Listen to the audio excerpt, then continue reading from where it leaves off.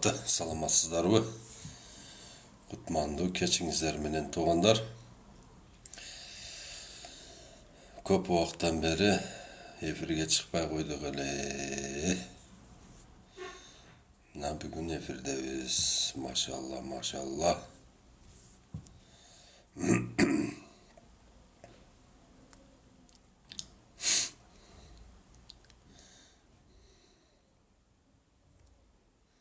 Emeni классты көбүрөөк баскыла.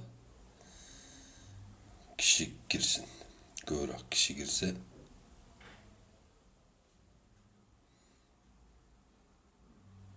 Баса бергиле. Лайк басып койгула. Кыргызстан алга дагы ким кирди? Лайктан басып койгула. Жүздөн лайк басып берсеңер рекке чыгарып. Молодцы. Кетти. Баса бергиле. Жүздөн. Исмаил, лайктан басып ком. Күздө дагы баг отургузса болобу деп. Алейкум ассалам, Исмаилжан, кандайсың эним? Ден соолуктар жакшыбы?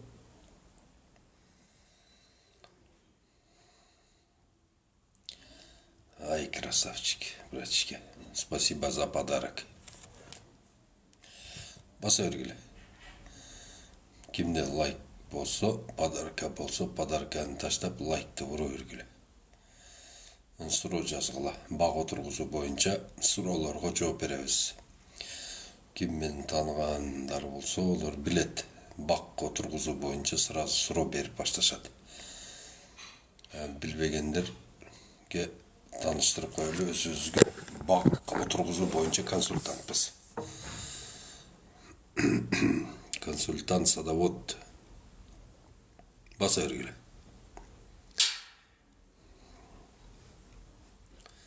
Күздө дагы баг отургузса болобу деп.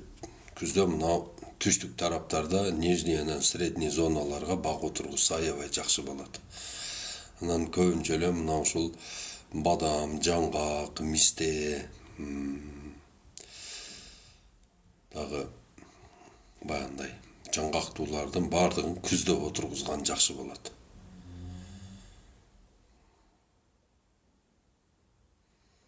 Баса бергиле суроолорду жазып, лайктан басканча отургула. Рахмат.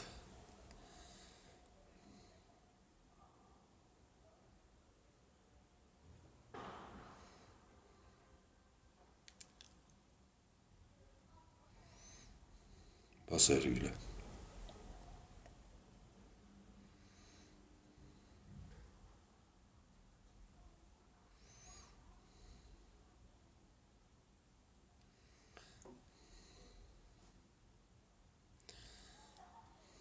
Азыр көрүүчүлөр кирсин, суроо берсе, акырын суроолоруна жооп беребиз.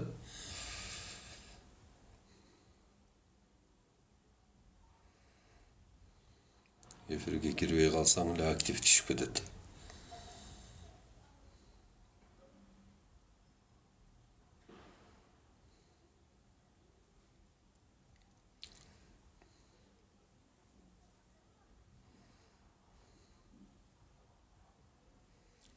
Жаза бергиле суроолорду.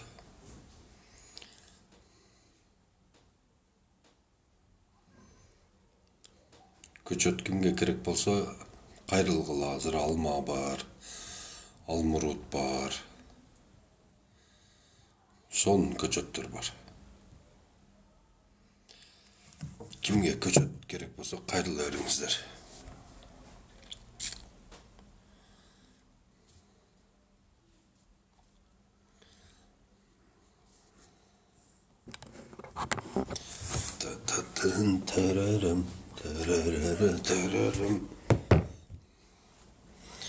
Мына ушу Pink Lady деген алма ушул. Pink Lady азыр Өзбекстанда аябай мода болуп, бардыгы эле Pink Lady деп ырдап атат го. Ушул алма ушул Pink Lady. Ушунун көчөтүнөн бар. Канча болсо хоть миллионду десеңер дагы таап беремин. Анан мынандай алма бар. Индерет Story деген. Азыр көп мамлекеттер азыр ушул алмага өтүп атышат. Индерет Story деп аябай жештүү, анан даамы сон, анан катуу алма болот экен ушул. Bunun damı аябай жакшы, анан кеч күздө пышат мына. Мына ушул алма кеч күздө пышат. Рахмат, Исмаил. Кеч күздө пышат дагы, анан баасы дагы аябай жогору болот. Индерет Story чүйдө сонун болот, верхний зонага. Алмуруттун көчөтү 350 сомдон. Анан мынандай Golden Delicious деген алма бар, мынандай. Ушул алма дагы аябай сонун экен. Элдин бардыгы ушудан сурап атат азыр. Жештүү экен да, сладкий экен, сон. Так, анан кийин мынандай Fuji деген алма бар, японский алма, Японияныкы. Ушулардын көчөттөрү бар, туугандар. Эртерээк айтып, заказ берип кыймылдаңыздар. Макулбу? Кимге көчөт керек болсо, эртелеткиле. Муслима. Кайдан болосуз дейт? Мен Оштон болом. Уш шахарыдан. Golden Delicious.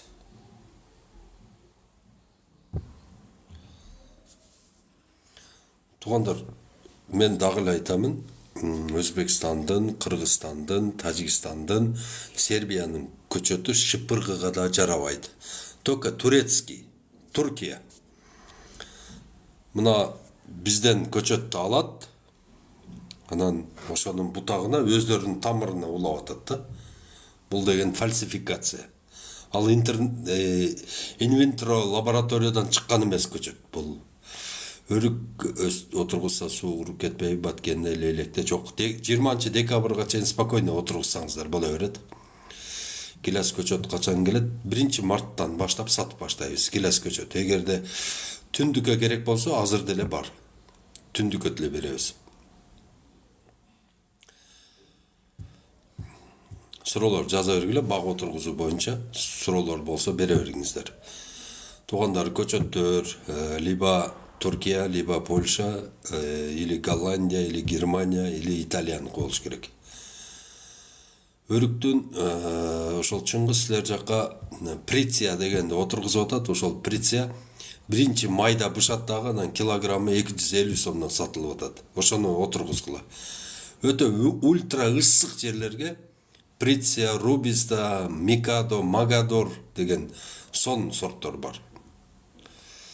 Алма көчөт 360 сомдон. Көлдө кайсы убакка чейин отургузса болот. Көлдө жазда отургузган жакшы болот.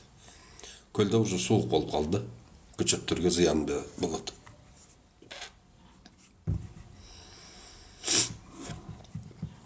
Мына ушул Fuji алмасын рекомендовать этемин.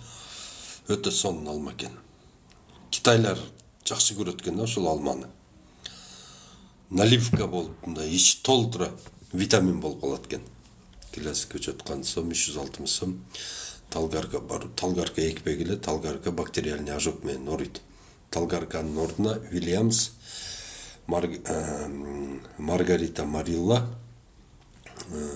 так, анан Хори Свит деген ошол 3 сорт гана жакшы. Стройматериал катары терек ордуна Павлония көчөттөр барбы деди. Нокатта нак керек эле кайсы сорту качан отургузса болот. Нокатка 1 мартта отургузса болот. Williams деген сортун рекомендовать этемин. Ошол жакшы акча болот. Стройматериал катары Павлонияны мен карабайт элем. Себеби дегенде Павлония таштамайга болбойт, тактасы билбейм мен. Рекомендация бербейм. Только озелененияга болсо, пожалуйста. Салам алейкум, Абдулла байке, кандайсыз? Фундукту күздө тургузсак болобу? Канчадан алабыз 5 гектарга? 5 гектарга 5000 көчөт кетет. Фундукту азыр уже успеть этпейсиңер да.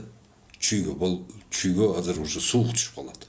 Силер антып-мынтып жер даярдагыча жазга даярдангыла, чтобы эме кар кетери менен сразу көчөт эгилиш керек. Мынандай болот. Биз көчөттү 1-мартта жеткизип бере алабыз.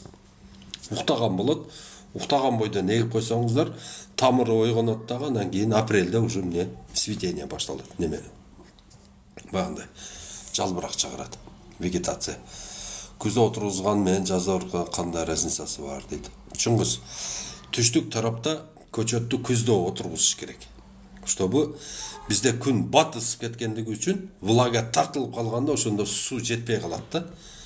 Эгерде күздө отургузуп кое турган болсоң, ал тамыр биз мисалы үчүн марттын 15-inde отургузсак, уже бул болсо февралдын 15-inde ойгонуп, 1 ай суу ичип алат да. Суу ичип алып, анан өзүн кармап калат. Ошон үчүн күздө отургузган эң ыңгайлуу, жакшы болот. Ассаламу алейкум, байке армаңыздар. Алейкум ассалам. Азыр көрсөткөн алманын көчөтү барбы дейт, бар. Мынаны айтасың, Фуджини бар, Фуджи. Канча болсо бар.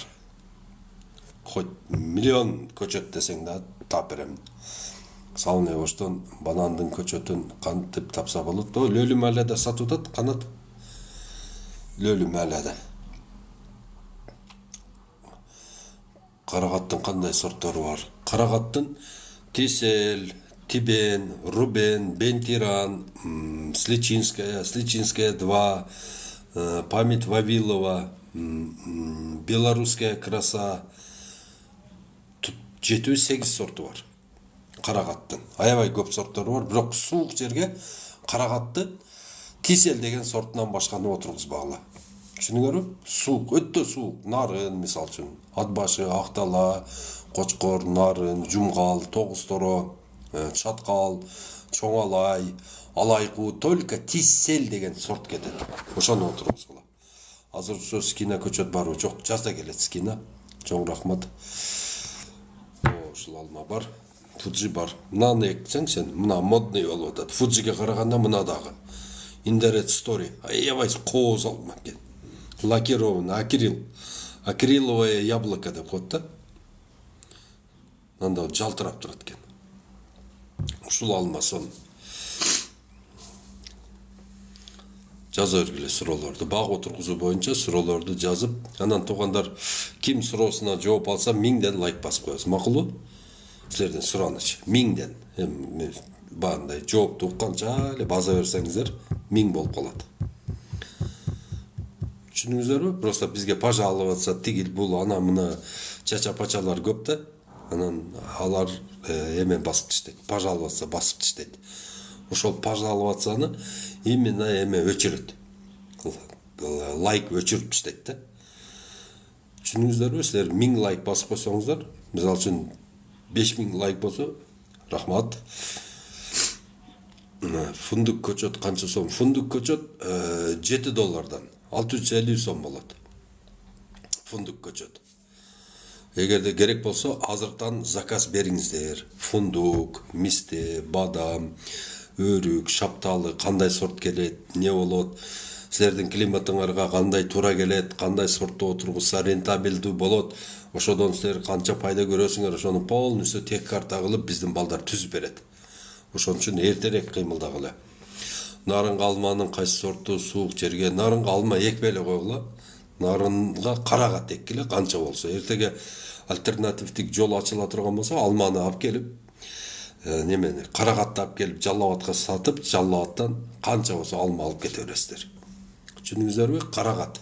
Өзүңөрдү кыйнап алма өстүргөнү 15 жыл убакыт кетип калат. Карагат уже 1-жыл эле түшүм берип баштайт. Түшүнүңүздөрбү? Ошон үчүн Нарын, Кочкор, Атбашы, Актала, Жумгал, Тогусторо, Чоңалай, только карагат ургула. Карагат канча болсо карагат. Кыргызстандын көчөтүн шыпыргага да жарабайт. Убара болбогула. Кыргызстандын көчөтү эч нерсеге жарабайт. Ишенбесеңиздер, любой багбанга барып туруп сурап көргүлө. Бул турецкий көчөт менен Кыргызстандын көчөтүнүн айырмасы кандай десе, ат менен төөдөй деп айтып берет. Азыр өрүк менен терек отургузса болобу, биз Баткенден болот. Өрүк дагы, терек дагы боло берет. Бирок теректи эмнеге отургузасыңар? Бир терек 1 гектар жерге зыянкеш топтоп бере алат да. 1 терек. Wi-Fi'дай болуп зыянкеш чачат. Не кереги бар? Мисалы үчүн сиздин үйүңүздө бир терек, мажырым тал, бака терек, зараң, дуб, мынау баягындай ак кайың, ар кандай немелер болсо, булар зыянкеч топтойт өзүнө. Анан соседтериңердин бардыгын, бадырыңын, помидорун, картошкасын, сабизин, пиязын бардыгын ушулар курттатат силердин бир терегиңер. Ошон үчүн вообще тереге эгиштин кереги жок. Фундук көлгө өзө дейт. Фундук сонун болот көлгө, мощный болот. Таштуу шагыл жерге эмне эксе болот? Таштуу шагыл жер эгерде түштүктө болсо бадам эгесиз, эгерде түндүктө болсо фундук эгесиз. Бирге бир казып эле топурагын алып чыгып, чоң таштарды кол менен терип таштап, майда таштарды элек менен элеп, ошол грунтка 5 килограмм суперфосфат индораманы аралаштырып туруп, кайра яманы өз ордуна коюп туруп, анан ошого эге бересиңер. Сонун болот. Кап этпейсиздер. Ишне суу өтүп калыптыр. Кече тополорго чыгып келдик эле. Жаза бергиле суроолорду. Жооп бербедиңиз го кокон гилести көчүрүү боюнча. Кокон гилести көчүргөндө азыр көчүрүш керек, аруке. Азыр көчүрө турган мезгили азыр. Азыр көчүрсөңүздөр приживание 100% болот. Буга чейин болбойт эле да. Азыр моменти. Уктады. Тамыр уктады. Уже эч нерсе сезбейт, акырын көчүрүп койсоңуз, кийинки жерде жашай берет. Ким суроосуна жооп алса 1000ден лайк урабыз. Макулбу? Фундукту сугарабы, ооба сугарат. 3 жолу жакшы сугарып коюш керек гүлдөгөндөн кийин. Салам алейкум. Быйыл эрте жазда отургузган шапталы курап калды, нокат көп белде дейт. Не кургап калды? Суусу жакшы эле болду беле? Көчөт өстүрсө болобу дейт. Көчөт өстүрсө болот, бирок ал үчүн 10 миллион доллар керек. Бир баягында Турциядагыдай инвентор лабораториясы менен бардык темелер менен оборудованиясы менен чыгарыш үчүн жок дегенде эле 10 миллион доллар керек. Биз эсептеп чыктык. 1 миллиард сом Кыргызстан үчүн керек экен. Бир питомник үчүн. Азыр аракет кылып атабыз эми. Эртеге өзүбүз барып калсак, Кудай кааласа, бийликке иншалла. Депутат болуп калсам, ошол өзүмдүн 6 жылдык срогуму только ушул Кыргызстанга питомник ачыш үчүн жумшайм. Тынбай ушуну айтып, законопроект жасап, вносить этип, бардыгын аныктап, теосун аныктап, уже проект кылып койгом, ошол проектти өткөргөнгө аракет кыламын. Кудай кааласа, Алла буйруп насип этсе, ошол жерге барып калсак, трибунадан туруп алып, тынбай багдабат кылабыз дагы, ошол Кыргызстанды башка жактан эч нерсе ташып келбей турган мамлекет кылабыз, Кудай кааласа. Салам алейкум. Шорду жерге эмне тиксе болот? Бактарат жемиштен дейт. Алмурут тиксе болот, Куба. Салам алейкум. Нарында былтыр администрацияда маалымат жакшы ала албадым. Келесиби нарынга дейт. Ооба, Кудай кааласа нарынга барабыз. Кудайым буйруп насип этсе, ошол бактабатка азыр сбор башталды. Эгерде мүмкүнчүлүгүңүздөр болсо, Банкка колуңуздардан келишинче которуп кое бериңиздер. Сбор баштадык. Камышановкага жүзүм болобу? Болот, неге болбойт? Камышановканын өзүнүн жүзүм сорту бар. Суу көтөрө турган морозостойкий. Бирок бардык эле жүзүмдү көмүш керек да. Сизде кандай көчөттөр бар? Бизде азыр алма бар, алмурут бар, бий алма бар. Бул семечковыйлардан. Косточковыйлардан гилес бар. Только ысык жерге эмес, суук жерге отургуза турган гилестер бар. Кайналы бар. Шапталы бар бир аз. Анан бадам бар. Анан жаңгак бар. Телефон номериңизди жаза кетиңиз. 0550 20 0007. Мен жазсам болобу экен, силер жазсаңар жакшы болот эле. Буга дагы баштоорду өткөн. Конгилес бар, только суук жака. Суук. Мисалы үчүн Ләңгәргә, Каракулжага, мынау Апширсайдын бойлоруна, Өдөрак жака бар. Ысык жердики Светарьяна, Реал Тяго, так, Скина, Самба, Нимба деген сорттор жаста келет. Бирок заказ менен келет да. Кимде мүмкүнчүлүк болсо азыр заказ берип койгула, акчасын төлөп койгула, 50%ын жок дегенде. Чүйгө Сыгата районуна дейт. Чүйгө Сыгата районуна боло берет. Ого Зират деген бар. Зиратты бере алабыз. Азыр эгип алсаң боло берет Зиратты. Азыр бар. Шалак барбы жооп берип койгулачы. Бар шалак. Ана абрикосовый, ананасовый абрикос деп коет. Бар бизде. Салам алейкум. Скина гиластын мөмөсү жөнүндө айтсаңыз экспортко кандай кетет, акчасы канча дейт. Беркинде гиласта эле кетет. Баягы немелер чыгарып алып турго, баягы банты кичине экен деп, баягы сабагы кичине экен деп. Сабагы кичинеге карабайт, Кытайда жей берет.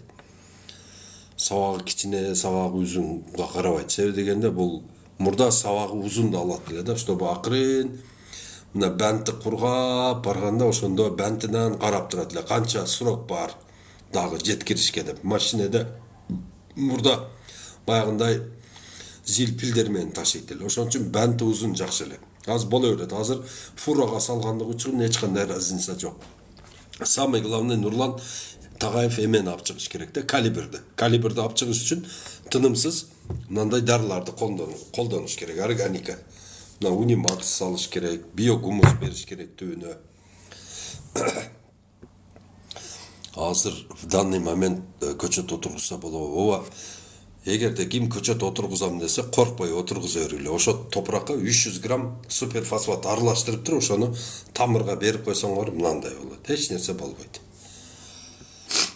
Ассаламу алейкум. Алабука 1-майга ажеке биалма болобу дейт. Биалма сонун болот 1-майга. 1-майга эрте пыша турган рубиста приция деген өрүк сонун болот. Көчөттүн баасы канча ошондо дейт? 360 сом. Зират 360 сом. Нак көчөт бар, алмурут бар, 3 сорту бар. Байке, Жалал Абадтан келген өсүмдүк нарынга кандай өстүрөбүз дейт. Нарынга өсүшү кыйын, нарынга карагат айдагыла деп эле тынбай айтып атам го. Карагаттан өтөр нерсе жок нарынга. Биалма деген айба. Сизден кантип көчөт алсак болот дейт. Мен телефонума чалып эле, же болбосо мына Ошко биздин немеге ишканага келгиле. Биз Ошто Мады айыл өкмөтү Кызыл Тал деген айылдабыз. Понедельниктен баштап иштейбиз иншалла. Салам сизге, хурма көчөт барбы? Жүзүм көчөт, хурма дагы, анжир дагы, хурма, анар дагы. Хурма, анар, анжир, ошол үчөө тең бар. Жүзүм дагы бар. Карагат жөнүндө айтып бериңизчи. Карагат жөнүндө айтсам, эми карагат салкын, абасы мындай салкын жерди жакшы көрөт. Мына чүйдүн тоолоруна, тоого жакын жерлерине, ысык көл полностью карагат эксе болот. Нарын эксе болот. Алай, чоң алай, алайкуу эксе болот. Чаткалга отургузса болот карагатты. Карагат ушундай сорттору бар. Бир бышат, ремонтатный эмес да. Бир бышат ошондой сорттор бар. Ошону тисел деген сорттун отургузсаңыздар жакшы болот, нарындыктар. Анан көп түшүмдүү болот. 20 тонна 1 гектардан спокойно бере берет. Анан карагаттын баасы дагы өзүңүздөр билип атасыздар, азыр карагаттын баасы $3 болуп атат. Ошондо $60 000 киреше берет. $20 000 чыгарып берсеңер дагы $40 000 ар бир жылда 1 гектар карагаттан доход алып турсаңыздар болот да. Бирок караш керек. Бул бардык азыркы өсүмдүктөр интенсивдүү болуп атат да. Мурда мисал үчүн импрессивдүү эле. Карасаң карабасаң эптеп бирдеме боло берет эле да. Азыр жок. Азыр ал заман кетти. Азыр бар жок. Алманы да башкача караш керек. Өрүккө да башкача караш керек. Бардык эмени интенсивдүү деп коет да буну. Анан уже биз мисал үчүн эми интенсивке өтүп атсак, уже Европада супер интенсивке өтүп кетти да. Супер карлик көчөттөр. 1 гектарга 9000 көчөт батырып, ошол жерден 300 тонна алма алып атышат. Түшүндүңүздөрбү? Ошон үчүн бардыгыңыздарды айтамын. Айланайын кыргыз эли, кеч калбай, ушул кайра эле ошол Өзбекстанды, Кыргызстанды, анан дагы башка жактардын көчөттөрүн отургузуп, Анан өзүңөр алдабагыла. Ким ушул мөмө өстүрүп акча көрөм дей турган болсо, туугандар мунун илимин алыш керек. Жөн эле мисалы үчүн көчөттү алып барып отургузуп эле анан кийин эле судан кое берсең эле анан кийин эле ол өсүп эле анан кийин эле боло калбайт. Бардыгын мисалы үчүн астын жумшатуу, астына тамырга берүү, листовой подкормка берүү, жанагынын мисалы үчүн илдеттери бар, жанагынын зыянкечтери бар, алар менен күрөшүү, погодный условиялардын, күн ысык кетет, күн муздап кетет. Ошолордун бардыгын эске алып туруп, капельный система коюп, капельный система менен жанагынын азыгын беришти бар жокту үйрөнүш керек. Ушул бак өстүрүү курстары ачылса, туугандар зерикпей баргыла.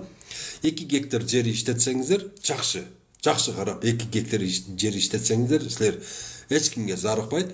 Мындай бир чоң бир предприятияны башкарган кишидей болуп эле, жакшынакай болуп эле жашап каласыздар. Мисалы үчүн бир жылда бир семья $40,000 жеп койбойт. Самый, мисалы үчүн, прожорливый семьялар, мисалы үчүн, продуктага күнүнө араң болсо, $1,500 сом, $2,000 кетирет да. Это бир жылда $10,000 араң болот. Түшүнүңүздөрбү? Ошон үчүн могу илимди алгыла, окугула, бак өстүрүү илимин алыңыздар. Бул эртеге силердин айылда жашооңорго, айылдагы силердин өмүр сүрүүңөргө өтө сонун, силерге бир өнөр болуп берет. Аялыңызды үйрөтүңүз, өзүңүз үйрөнүңүз. Бунун бардыгы илим. Бул илим, билимдүү адам жасаган иш, билимсиз адам жасаган ишке караганда алдаганча алдыда болот да. Мына азыр Кыргызстанда ишке жарамдуу 4 миллион гектар жер бар да. Ошо 4 миллион гектар жерди иштетүү үчүн жалпы кыргыз эли аракет кылыш керек да. Жалпы кыргыз эли. Мына Кореяда иштеген балдар мага жалган айттырбайт. Мына Англияда алма терип келдик, малина терип келдик, Англияда тура. Англияда деген ар кандай грушаларды терип, мына бу немеде Шотландияда иштеп келип атат балдар, Америкага балдар барып иштеп атат. Ал жерде повсеместно бир дагы жер бош эмес. 1 метр жер бош эмес. Европа эмне үчүн өнүгүп атат? Европа бак отургузуп алган. Мисалы үчүн башка жактан импорттап эчтеме алып келбейт. Алар наоборот чыгарып атышат да. Ошого биз деген аракет кылышыбыз керек. Мына Өзбекстан бир жылда $20 миллиард только мөмө сатат. Берки жашылча жемишти эсептебегенде. Элестетип көргүлө. Вот. 5-6 заказ берсе да бол, фундук Бишкекке доставка барбы. Бишкекте биз сатабыз, Фрунзе 143 келип, ошол жерден алып кетебиз. Бадам аралыгы канча эгебиз? Бадам аралыгы 3-5 болот, туугандар. Алма, алмурут, биялма 2-4 болот, калгандары бардыгы 3-5 болот. Бир жаңгак 4-8, энем фундук 2,5-4. Төлөссүзбү дейт. Жок, мен жорумун, туугандар. Салам алейкум. Эне менен аялымдын ортосунда калдым, кимисин тандарын билбөнү. Айбек, конечно, энеңди тандайсың, сен эмне жиндисиңби? Ондой суроо бербеген уят болот. Салам алейкум, алейкум ассалам. Анжир, жүзүм, хурма, анар алат элем. Азыр сатасызбы, жаздабы дейт. Анжирди, жүзүм, хурманы жазда сатабыз. Сару бирок азыр заказ берип коюш керек. Сиз кайка эгейин деп атасыз. Ысыгыраак жакка эгилет булар. Салам алейкум, алейкум ассалам. Салам алейкум, байке. Канта чүйдөй эмне кайсыл алманы айдасак болот? Байке, канттын эгерде жогору жагы болсо, ал жерге 7 алма бар. Эгерде ылдый жагы болсо 1 эле алма бар. Галабал деген алма ылдыйга, анан калганы Red Chief, Golden Delicious, Granny Smith, Indoret, Fuji, дагы эмне? Jeromin, Scarlet Super деген алма өдөгө эгилет. Тоо жака буну кышка сактай турган алмалар. Берки болсо августтун башында бышып берет. Гала деген бул Казакстанга экспортко чыгара турган алма. Экспортчу чөптү азыр тиксе болобу дейт. Азыр кармабаса керек. Алайкы зонасына эмне эгиш керек? Карагат эгиш керек. Көчөттөрүңүз жакшыбы дейт. Аябай жакшы. Кайсы сортун отургузсак, декабрда отургузсак болобу? Карагат дейт. Декабрда болбойт карагатты. Карагат жазда отургузулат. Салам алейкум. Аке, көктөмдө мага 150 туп килес керексиз де болобу дейт. Бар, Алмазбек Салибаев азыр биз менен договор түзүп, акчасын төгүп койгула. Азыр көчөт только передоплата. Мисалы үчүн 10 көчөт аласыңбы, 500 көчөт аласыңбы, 5000 көчөт аласыңбы, передоплата акчасын төлөп коюш керек. Биздик көчөттөр полукарлик. Сиз так эгиш керек, бирок каяка сатыш керек. Туугандар, биз биринчи өзүбүздү толук камсыз кылып алайлы. Алма менен, алмурут менен, жүзүм менен. Бизде азыр бар жок кымбатчылык башталды уже. Алмалардын баасы көтөрүлүп баштады. Кече базарга барсам, уже 60 сомдон деп атат алманы. Оптовыйда. А розница уже 100гө чыкты. Биз биринчи өзүбүздү толук камсыз кылып алалы. Жүзүм менен, анжир менен, хурма менен, бар жок менен. Анан кийин башка жакка сатабыз. Экспорт тиксе болобу, лимон, мандарин көчөт барбы, кызыгам. Лимон дагы, мандарин дагы бар. Жазда заказ берсеңиз алып келип берем. Классташ кызына үйлөнсөң болотпу дейт. Эмнеге болбойт? Классташ кызым мен билим алып жүрөм дейт. Жакшы. Сиздеги алмалар карликпи, полукарлик, гилас көчөт барбы? Сизде бар, бизде тамекини ташта бират өпкөң отуруп калыптыр дейт. Эралиев, мен тамеки тартпайм. Уже бир 15 жыл болуп калды. Таштагам. Мен бронхитим бар. Салам, Абдулаке, мага 100 көчөт керек, сизден алайын болот. Баткен негилес эккен жакшы же бадам.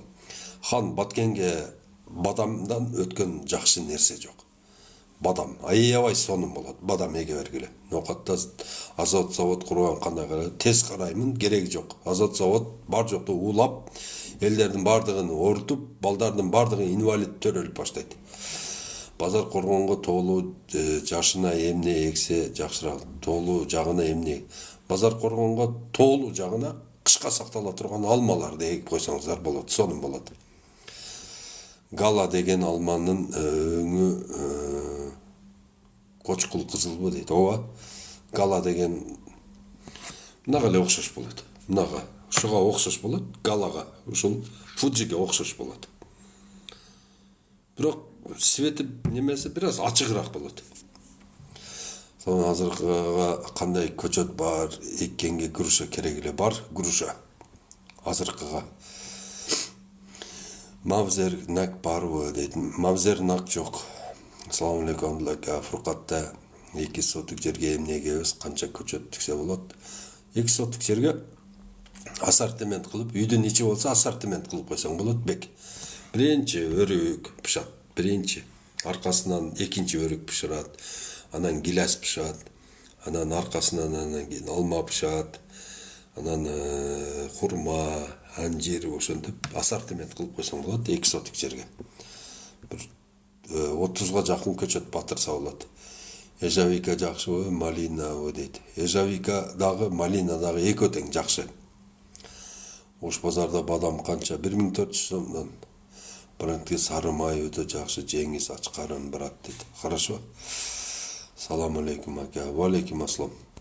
Салам алейкум. Ассаламу алейкум.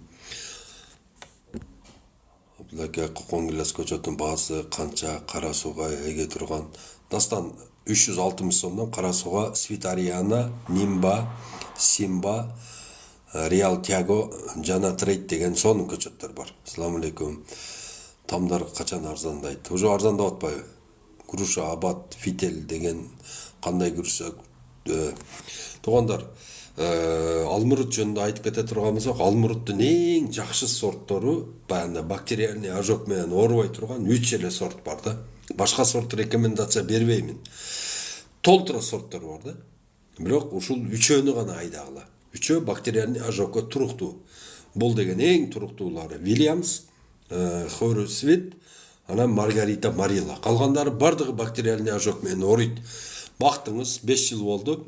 Бактериальный гүлдөгөндө бактериальный ожог тийди, бардыгы шалпыйып кургап жатып калат. Бекер менен текке кетет. Ошон үчүн Williams, Хорусвит, анан кийин Маргарита Марила. Башка ничего не рекомендую. Капитан көчөт барбы? Жок, көчөттөр канчадан? Черешня 360 сомдон. Ассаламу алейкум. Көзүңүз күзүндө да көчөт эксе болот деп коюпсуз. Кайсы көчөттөр эксе болот? күзүндө бардык көчөттөрдү эксе болот. Любой көчөт. Жер таяр болсо эле болду. Америкага жөнөтүп жатасыз, акча бар дейт. Америкага $15.000 менен жөнөтүп атабыз. Ат башыга не тиксе болот, карагат, ассортимент сизден табабызбы? Ооба, бизден табасыңар. Алма көчөттүн баасы 360 сом. Интенсивдүү деген сорт эмнени түшүндүрөт? Интенсивдүү деген тез түшүмгө кирип, көп түшүм берет деген. Интенсивдүү багбанчылык деген да. Мисалы үчүн, импрессивдүү дегендер 10 жылда алма жетилип, анан түшүм берчү эле да. Азыр алмалар уже отургуздуңуз, ошол эле жылы эмне алма берип баштайт. Экинчи жылы уже нормальный берип баштайт. Ошону интенсив деп коет да. Мобильный сад. Тез түшүмгө кирет. Груша канча жылда мөмөгө кирет, баасы канча? 360 сомдон баасы грушанын экинчи жылы уже түшүмгө кирет. Маргарита Марилла, Вильямс, анан Хоррисвит. Ошол 3 эле сорт. Хоррисвит эмеден карасаңыздар, ушул 3 сорту аябай жакшы. Ушул 3 сортту рекомендация беребиз. Суроосуна жооп алгандар 1000ден лайк басып отургула.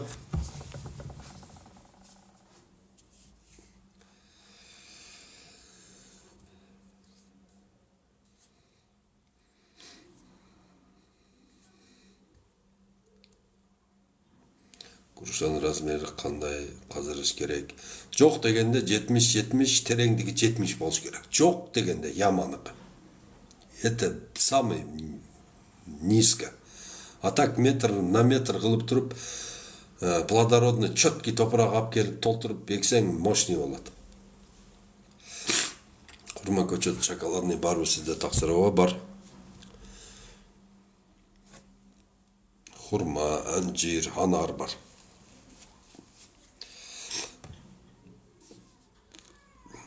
Поздний ежевика сорты туугандар Начес, Небеса, Блэк Джек. Ошол үчөө сон.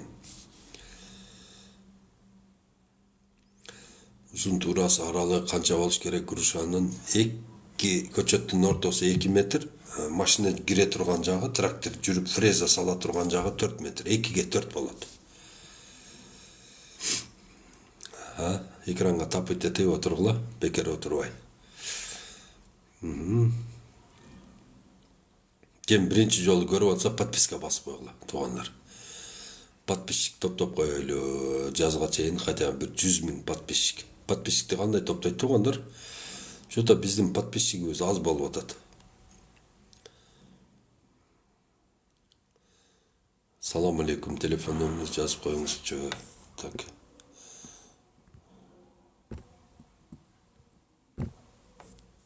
Жазып қойдым. Подписка басып қойғыла. Ким биринчи жолу кирип атса, подписканы ургула. И суроону бергиле.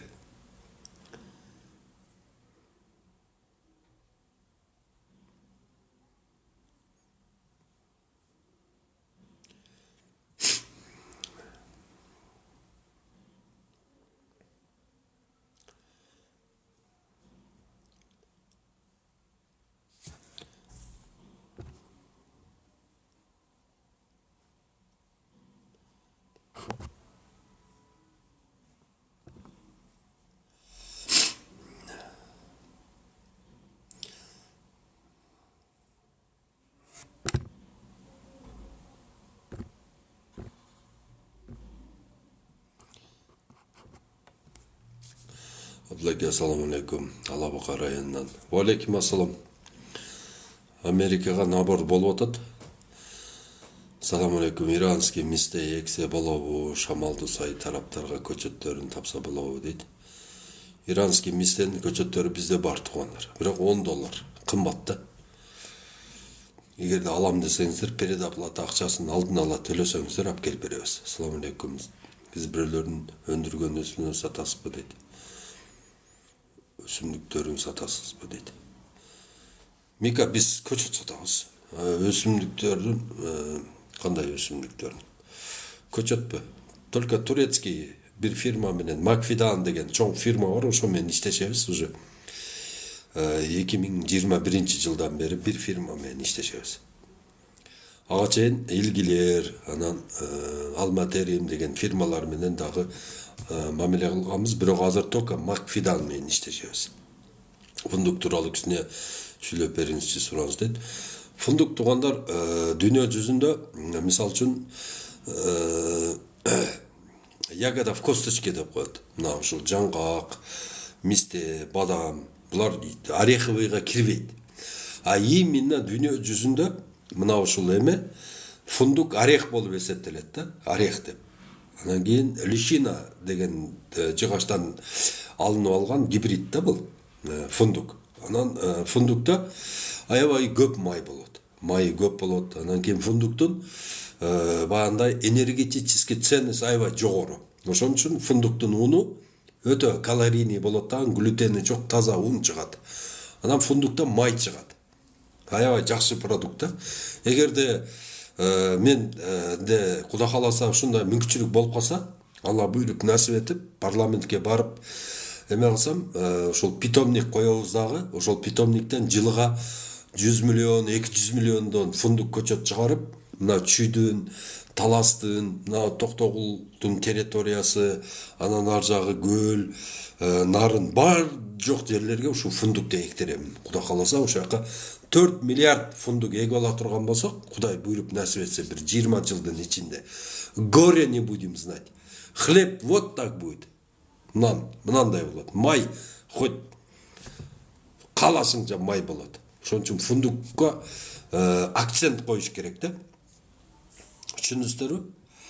Мен фундуктун данеген эктем болобу дейт. Болот, бирок баягында биз инвитро лабораториядан клонирование менен чыккан, вирусу жок, түшүмгө настроенный көчөткө караганда алда канча слабый болот да ол. Түшүндүңүздөрбү? Ол жапайы болуп калып атпайбы? И вообще личина чыгып калышы мүмкүн. Кытайдын жасалган жүзүм жесе болобу, эч качан жебегиле. Неменин Кытайдын алмасын курттаганын ким көргөн? Мына чубак ачым раматтылык тамашалап айтып кетти эле го. Кытайдын алмасын курт да жебейт. Сен куртчалык келлең жокпу деп урушту эле го баардык өзү. Жакшы багбанчылыкты айтасыз, сиңер миңге рахмат. Мен фундуктун кыймылсыз мүлк арзандап айткан, сиздин бирөөдөн туура болбой калабы, ошондо 20 жылдан жакындап калды. Майсалбек 2025 жылда көрөсүн. Азыр деле арзандап атат. Азыр квартира сатып алган эч ким жок. Квартира өтпөй калды азыр. Ишенбесең барып туруп продажа кандай болуп атат деп сурап көргөн, эч ким сата албай. Бир жылдап үйүн сата албагандар отурат. Серьезно? Мен фундук көлгө эктим дейт. Жакшы. Ай кокуй. Аны парламентке барбай эле кылса болбойбу дейт. Өмүр парламентке мен барбасам, мен достойный болбосом, менен бөлөк ким достойный? Айтчы, өмүр. 10 жыл убактымды ушул идеяма бердим. 10 жыл убактым менен ошо барып ушул ишке ашырууга барып атам. Мен мисалы үчүн 1,5 миң депутат бар го баягы иштеп кеткен. Ошонун ичинен бир 3-4 гана уважать этем. Калгандары бардыгы ууру, аферисттер. Патеке албайм олордучу. Эркекче айтып коеюн, бирөөсү да недостоин. Депутат деген наамды алып жүрүшкө. Алар караганда мен 1000 эсе достойныймын ошол ишке. Мен барам, Кудай кааласа, иншалла ден соолук берип турса, тамырда кан жүгүрүп турса, иншалла акыл эсим ордунда турса, барам дагы ушул бак отуруусу идеяны ошол жерде түртөмүн. Мен мына парламентке барбай 10 жыл иштедим. Эми парламентке барып дагы 10 жыл иштейм. Ошон үчүн барам мен. Биз жагысы келет, жазда эрте келет, шамал сай жактанбыз, эмне эксем болот, кирешелүү совет бериңизчи дейт. Эгерде суу аябай көп боло турган болсо, анжир эккиле. Шамал сайлыктар, анжир сонун болот. Трассанын боюна алып чыгып эле, дагарага салып алып туруп эле шыпылдатып аяка өткөн, бияка өткөнгө сатып маза кылып акча кыласыңар. Анан гилас эккиле. Гилас. Эң сонун болот. Мындай тез неме боло тургандар. Так, анан жүзүм эккиле. Жүзүм мощный болот силерге. Түшүндүңүздөрбү? Ошол 3 вариантты кармагыла. Турецкий өрүк көчөттөр барбы? Бар. Кеч бышкан ашпурт барбы? Тиксе жакшыбы? Кеч бышкан ашпурт барбы? Каяка тигесин? совсем кеч калып кете турганы бар да. Анан кийин пушпай калбайбы? Ошо жериңи билип ал. Ан жер көлгө болобу? Ан жер болбойт. 5-6 эле көчөт керек, кантип алабыз? Динара жазда аласыңар, Кудай кааласа. Ан жер деген инжирби, ооба инжир. Фундуктун үнүн не деп сатылат магазинде? Фундуктун унун фундуковая, мука фундуковая деп эле сатылат. Немеге кирсеңер интернетке сразу чыгат. Сколько стоит мука фундука деп жазсаңыздар, нокотка фундук эксе кара койго болот. Кара кой жак бар го, ошол жака болот. Берки ылдый жака болбойт. Ылдый жака бадам мисте эккиле. Сурон толук жазгыла туугандар, көлгө деп коюпсуңар.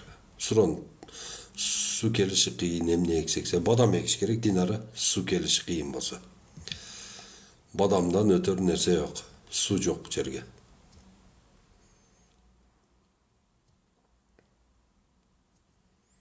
Жаза бергиле суроолорду, баг отургузуу боюнча суроолорду бергиле. Баягы кычыган суроолорду, ачыган, сасыган суроолорду бербегиле. Сураныч туугандар. Жөн эле бири-бирибиздин настроениябызды түшүрөбүз. Мен дагы каттык кол адаммын. Сразу ашатып сөгөм. Силерге ошо приятныйбы? Давайте. Жакшына суроолорду бергиле, только баг отургузуу жөнүндө бергиле. Жүзүм жакшы ооба. Жүзүмдүн 38 сорту бар бизде. 38 сорту бар. Ысыкөлгө жүзүм курма эксе болобу? Ысыкөлгө жүзүм эксе болот, бирок курма болбойт. Бадам мисте жакшылары барбы? 1 гектар үлүш жерим эксем деп атам бар. Бадамдын сонун сорттору бар. 6 сорту бар бизде. 15 апрелден кийин гүлдөйт бардыгы. Нокаттык дейт.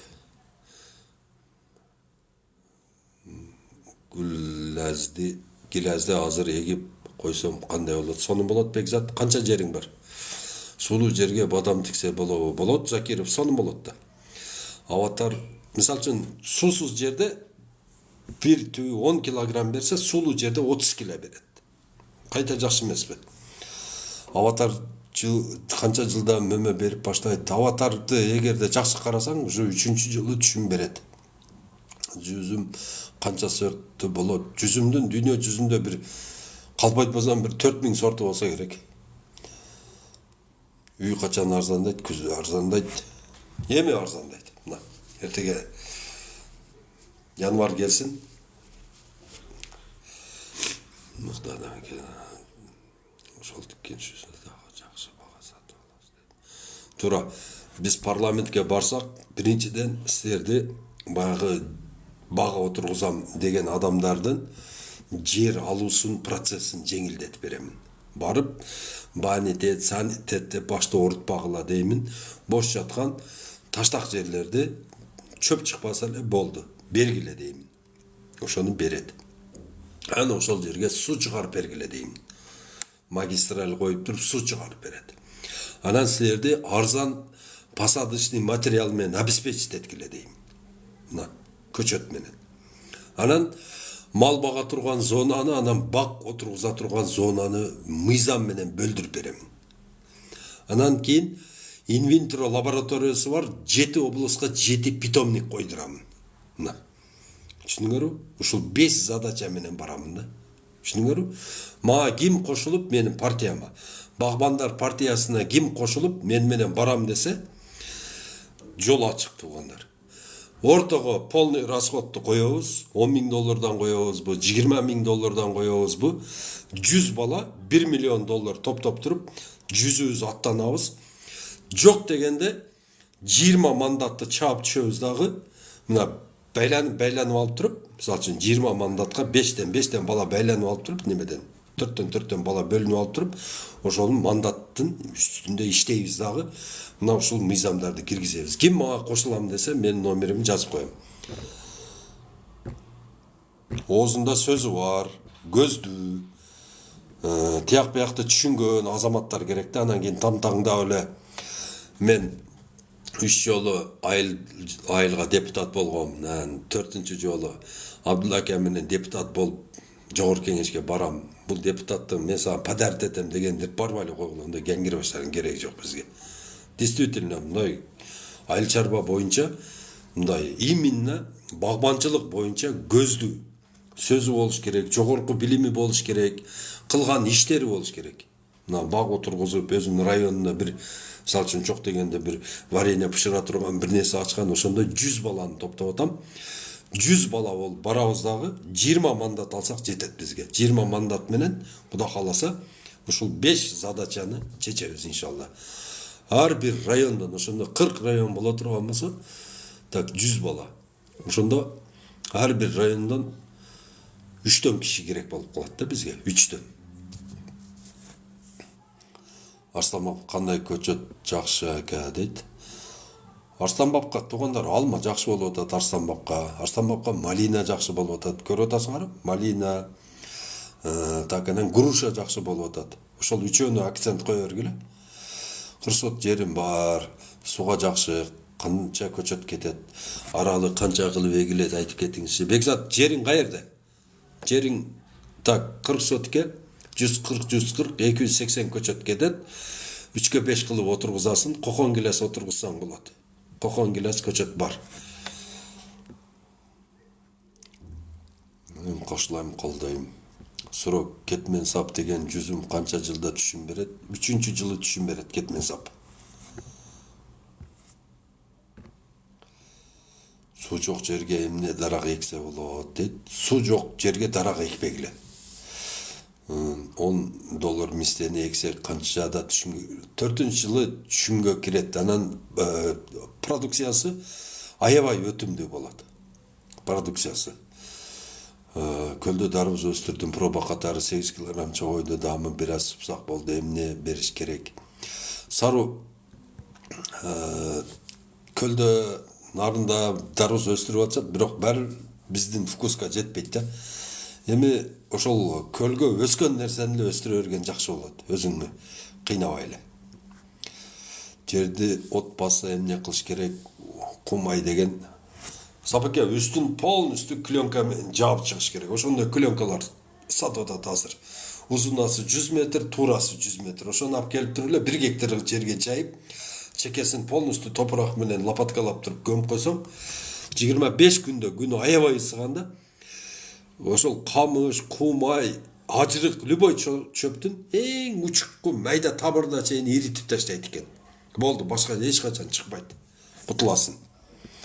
Алабука жер таштак, суу бар, кандай көчөт эгиш керек. Безори бир бадам сунуштайт. Ошону эксеңиз жакшы болот. Ферагнес деген. Ким көчөт алам десе, бизге эме кылып, баягындай кылып, заявка берип, эме кылыш керек. Акчасын төлөп, предоплата кылып койсоңуз, анан канча көчөт керек болсо, анан бизге балким сизге Ахмади керек, балким сизге Акбари керек, ошону карап туруп балдар айтып берет. Макулбу?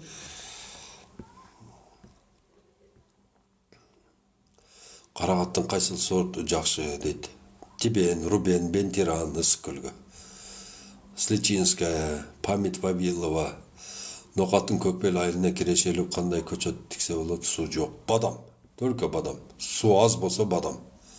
Саламу алейкум ассалам. Чоңалайга эмне деген карагат? Тисел.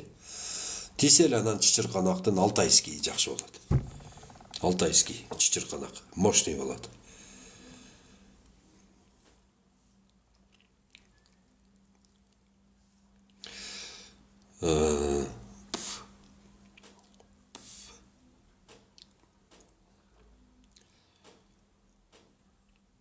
Жаза бергиле суроолорду, баг отургузуу боюнча суроолоруңарды бере бергиле.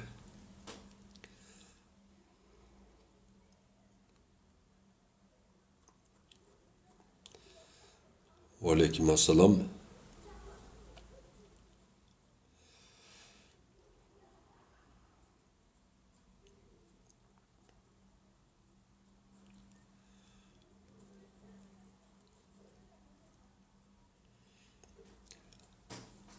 Суроолор түгөндө окшойт,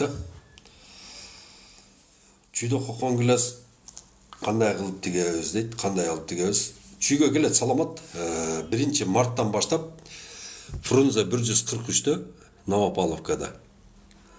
Бишкектен чыкканда эле ошол жерде эме бар, холодильник бар. Ошол жерден сатып баштайбыз, былтыркы жерден. Анан арзан көчөт бериң, жер көп, 10 гектар дейт. 10 гектар жериң болсо бай экенсиң. Агроинститутта окудуңуз беле дейт. Жок, окуган эмесмин, самоучка. Алма көчөт бар. Сиз айткан эместе көчөт канча жылдан мөмө берет? 4-жылы мөмөгө кирет. Рахмат Рус. Подарка берген колдоруңар дәрт көрбөсүн дейт го. Ананайын, не деди? Ак бала. Ой ананайындарым. Өйт. Баскыла дейт го. Перчатка бар, перчатка. деп турат го.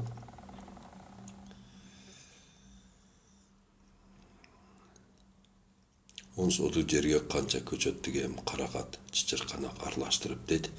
10 сотық жерге так 350 каракат, 350 чычырканак, 700 көчөт кетет.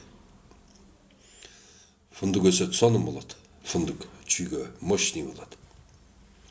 Көлгө, Токтогулдан баштап ар жагына полностью фундук мынандай болот.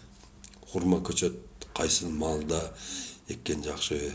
Нурбек, эгерде хурма эге турган погода түштүк тарапта болсо, көчөттү күздө эккен жакшы. А түндүк тарапта көчөттү жазда эккен жакшы.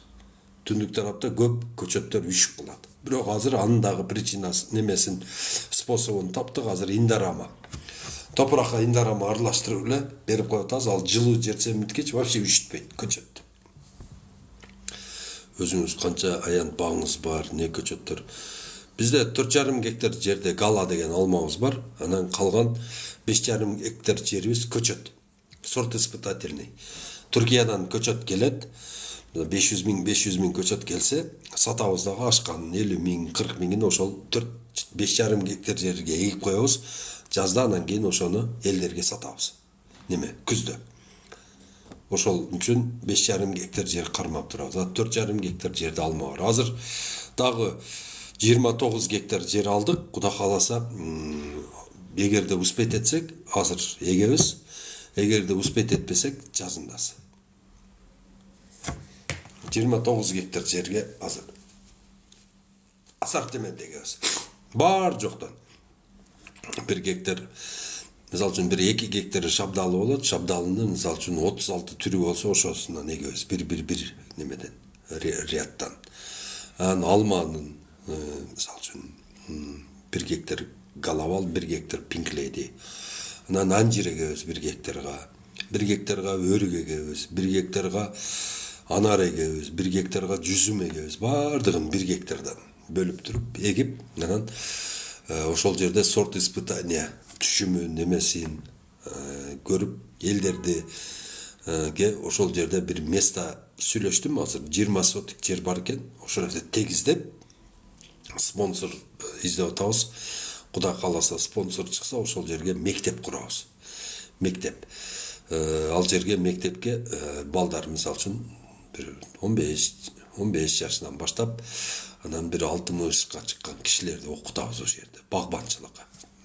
Жүзүм мынандай болот, шапталыны мындай нек, мынандай кара, мынандай кес, суусуна мынандайды кошуп бер, мына деп бардыгын үйрөтөбүз ошол жерден. Салам алейкум. Ошонун үстүнөн иштейбиз.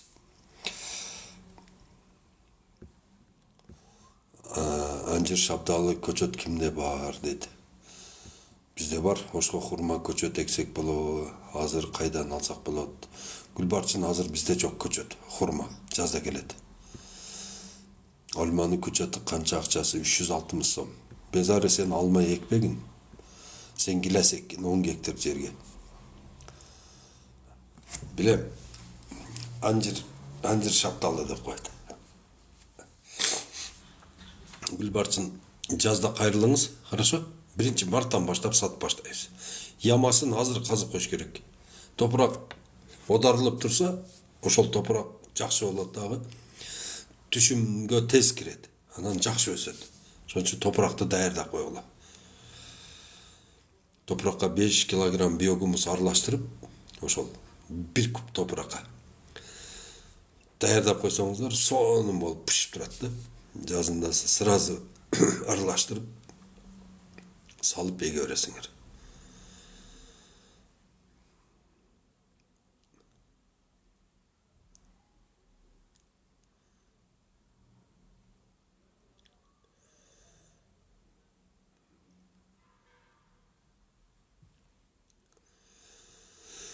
Так, суроолор түгөндө, макул. Ошондо биринчи марта сизге барайынбы көчөт сатып алганы? Ооба, келе бер, Сару. Каерден келесиң? Ысык көлдөн келесиңби Ошко? Же Бишкекке келесиңби? Бишкекте дагы, Ошто дагы 1 марттан баштап сатылат көчөттөр. Предоплата айтып коеюн, анан акчасын алдын ала төлөш керек. Ким көчөт алса, көбүрөөк көчөт алгандар алдын ала төлөө. Акчасын алдын ала төлөп коюш керек.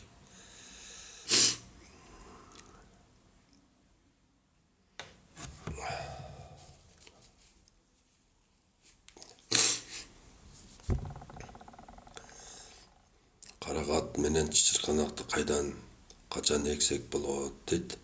Аларды дагы жазда эгебиз.